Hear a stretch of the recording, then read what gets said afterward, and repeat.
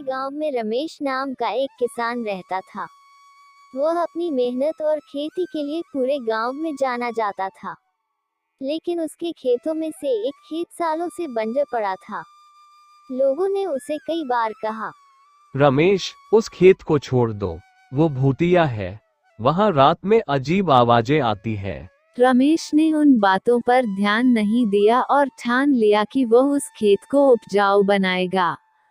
एक रात वह सच जानने के लिए खेत में अकेला गया। हाथ में लालटेन और दिल में हिम्मत लेकर वह वहां बैठा रहा। आधी रात को अचानक ठंडी हवा चलने लगी। धुंध में एक धुंधली आकृति दिखाई दी। सफेद साड़ी पहने, बिखरे बालों और खाली आंखों वाली एक औरत उसकी तरफ बढ़ रही थी। रमेश डर के मारे कांपने लगा, लेकिन उसने अपनी जगह नहीं छोड़ी। रमेश ने हिम्मत जुटाकर पूछा, तुम कौन हो और इस खेत को क्यों डरावना बना रखा है?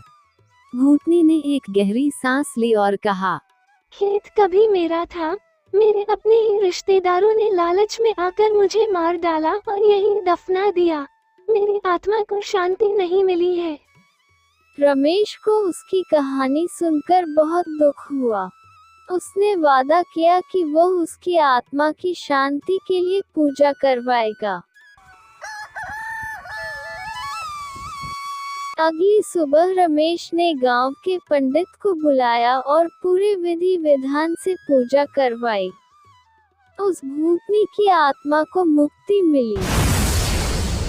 पूजा के बाद वह बंजर खेत हरा भरा हो गया। रमेश ने वहां से इतनी फसल उगाई जितनी उसने कभी सपने में भी नहीं सोची थी। गांव वाले रमेश की बहादुरी और भूतनी की कहानी को हमेशा याद रखते हैं।